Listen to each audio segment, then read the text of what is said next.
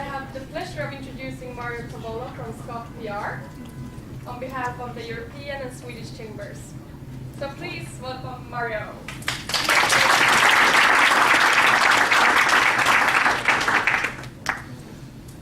Well, good evening, and thank you very much, Emma. Thank you to the European Chamber and the Swedish Chamber for arranging this lovely evening, which, by the way, is a dialogue. A gentleman and I were speaking earlier, and I said, this is a dialogue, because I don't pretend to be an expert. I said, I'm older. See the gray hair? And the older I get, the more I know, and the more you know, the more you know how little you know. Now, with that in mind, we explore tonight what's happening with China.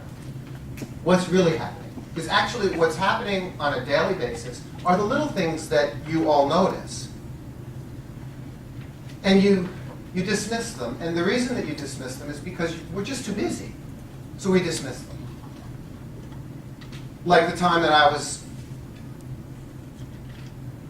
during the time that my wife and I lived in Hainan Island, Sanya.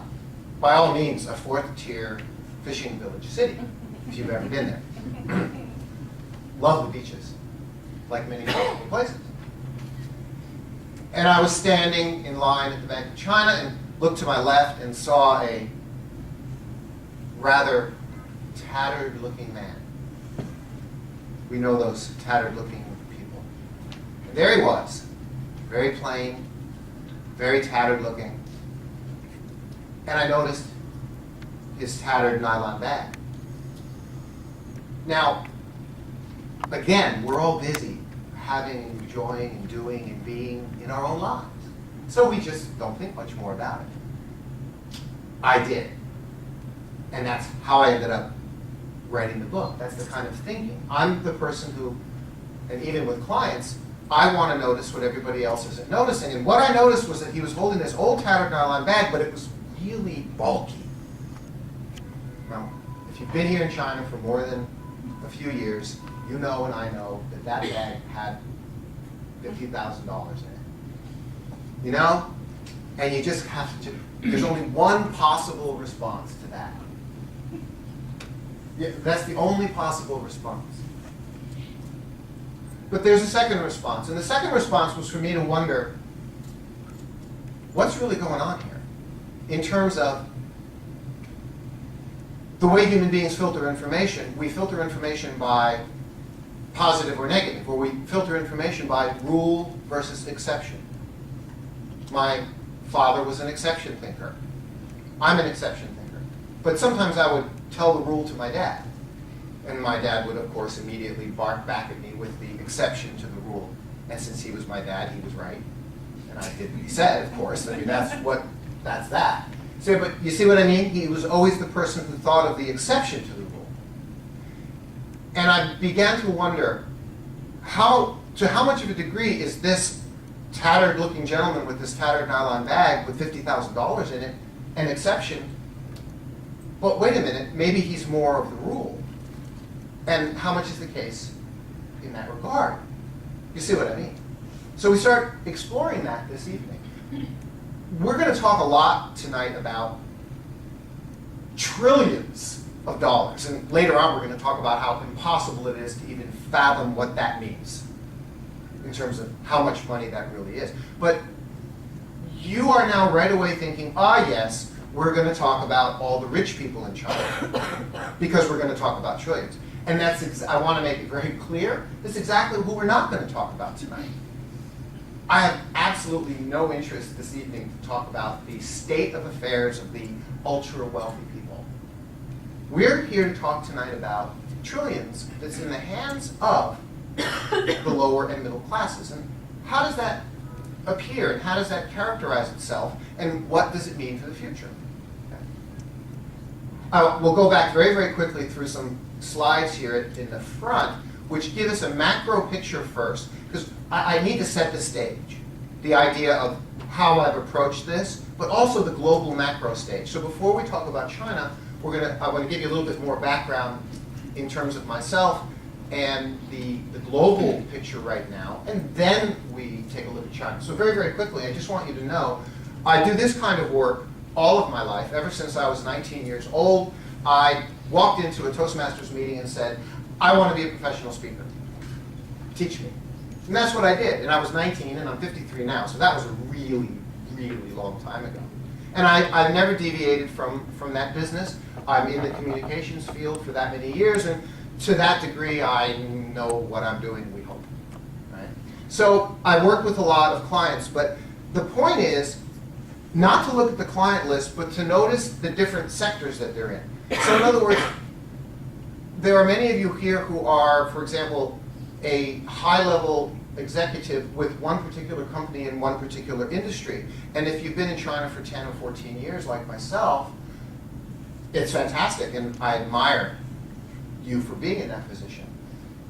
But you may only be familiar with that one industry. You know, your view is more vertical, whereas I give communications coaching to clients. One is in electronics, one is in manufacturing, one is in oil and gas, another's in pharmaceutical and healthcare. And then I also do more creative work in the production industry. And so I've seen across all the sectors of China. So a very broad and diverse picture along the way, and I wanted to share that idea with you. So, you know, again, the things that I've done, more along the lines of entertainment, events, and media, which are industries that typical corporate executives don't get that well exposed to.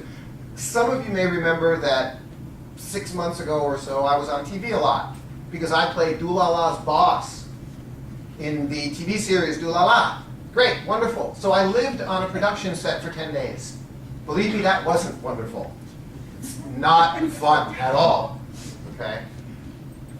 But when I do that, I don't bury my head in a novel while I'm waiting to shoot. Because you see, you wait 3 hours to shoot 1 minute. That's how that works. It's a nightmare in that regard. But I don't bury my head in a novel. I talk to the crew. I talk to the cameramen, and usually not the director, they're really busy. But the cameramen, the stage crew, the studio people, just to ask them what their business is like, what their industry is like, what do they do? And by the way, one of the things that is a characteristic of the film industry is whether you're a Chinese person as an extra at 100 RMB or a foreigner being paid 1,000 or 3,000 or 5,000 RMB for a day, everybody in that industry is paid cash. Interesting. And that's just that one industry. Okay. So, a little bit more about my approach. Let's notice together tonight what we weren't noticing before. And question generalizations, perceptions, especially about money and about human behavior. And then I want to offer my ode to Sherlock Holmes, because I really like the idea of a reasoned conclusion. I can reasonably deduce a reasonable conclusion. And we know the way Sherlock Holmes does that, right? So this is the whole idea. So we're not going deep into economic analysis this evening.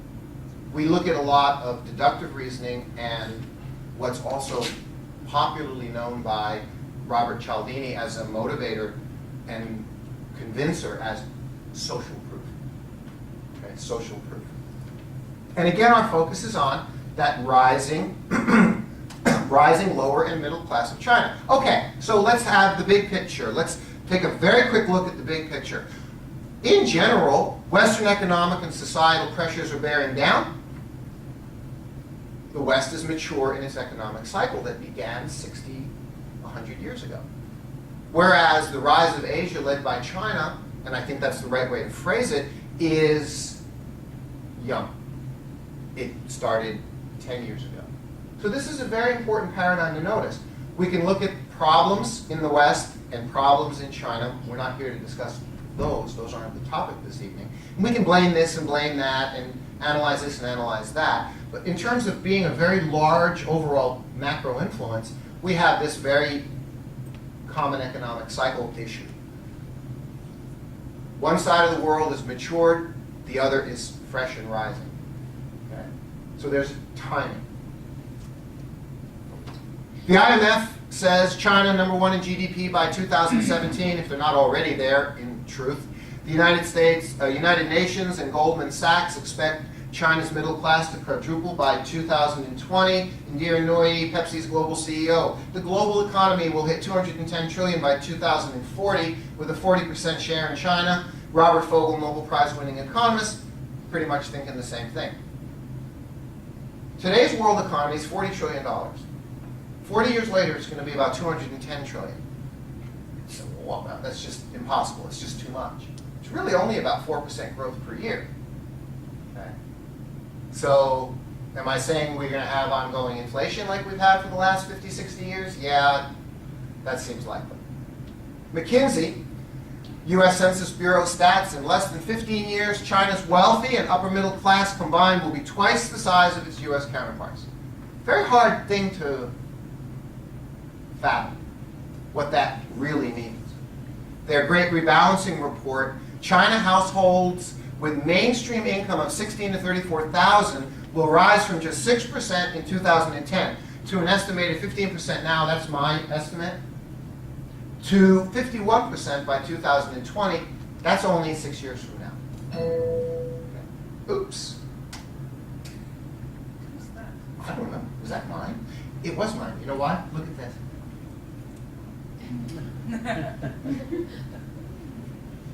Plug that in right over there.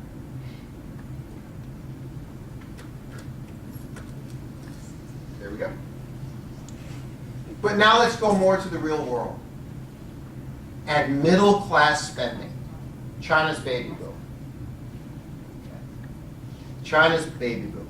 UBM is a worldwide exhibition company. They did the China Maternity Baby Exhibition out at the exhibition center next to the Cary Parkside.